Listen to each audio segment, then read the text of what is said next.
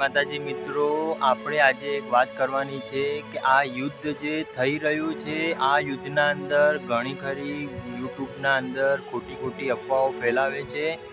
તો મિત્રો, આપણે નરાધમ લોકોને એક જ વાત કહેવી છે કે તમે તમારા પૈસા કમાવાના ચક્કરમાં દેશનું નુકસાન ના કરશો। ગવર્મેન્ટની ગાઈડલાઇનના હિસાબે કે વોટ્સઅપના અંદર કે ફેસબુકના અંદર કે કોઈ પણ સોશિયલ મીડિયામાં આપણા દેશના અંદર કઈ ટાઈપનું યુદ્ધ થવાનું છે, શું જાણકારી છે, એની કોઈ પણ જાણકારી સોશિયલ મીડિયામાં અપલોડ ના કરશો। ગવર્મેન્ટની ઘણી ખરી ગાઈડલાઇન રોજના રોજ આવતી હોય છે અને જો સાચી ખબર જોઈતી હોય તો ડીડી ન્યૂઝ ઉપર જાઓ, કોઈ આજતકની ચેનલમાં જાઓ, કોઈ એનડીટીવી ન્યૂઝના અંદર જુઓ, જે લાઈવ અપડેટ ચાલતી હોય એના ઉપર વિશ્વાસ રાખવો।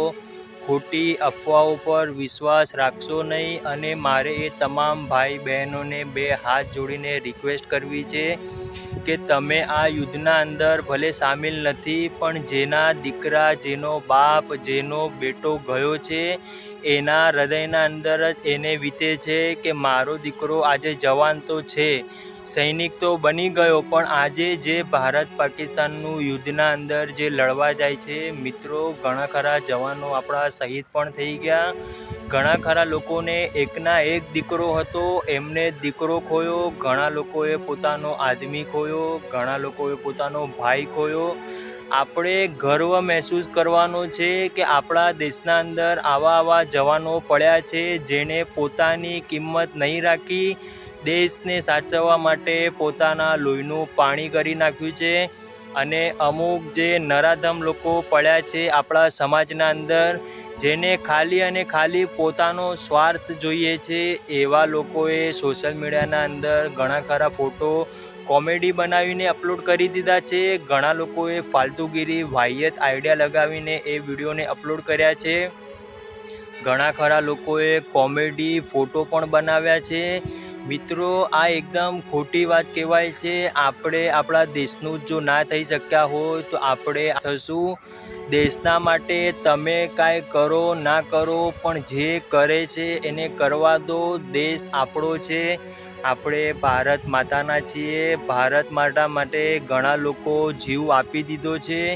આપણે કાંઈ જીવ આપવાનું નથી, પણ આપણે જ્યાં ખોટી આદતો છે, જ્યાં સોશિયલ મીડિયામાં ફોટો અપલોડ કરવા, સોશિયલ મીડિયાના અંદર જાણકારી વ્યક્ત કરવી, એવી નાની મોટી જાણકારીથી દૂર થઈ જાઓ। આવા ખોટી અફવાઓ તમે ના ફેલાવશો, કેમ કે જે કાર્ય ગવર્મેન્ટનું છે એને કરવા દો। તમે અને હું શાંતિથી સોફામાં બેઠા ન્યૂઝ જોઈએ છે, ડાઇનિંગ ટેબલ ઉપર શાંતિથી જમીએ છીએ, એસીના અંદર સૂઈ જઈએ છીએ, અને આપણે એટલો બુદ્ધિનો વિકાસ કરીએ છીએ કે આપણે ફોટો અપલોડ કરીએ છીએ, આપણે ઘણા ખરા વિડીયો અપલોડ કરીએ છીએ।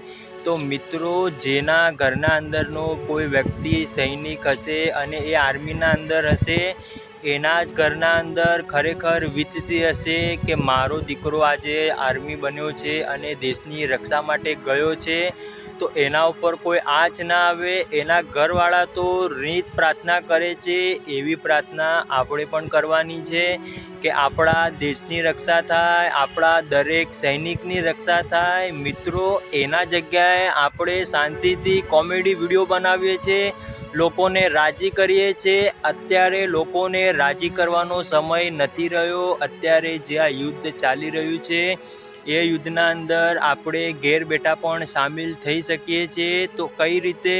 તો જે ગવર્મેન્ટની ગાઈડલાઇન આવે છે એ ગાઈડલાઇનને રિયલી ફોલો કરો।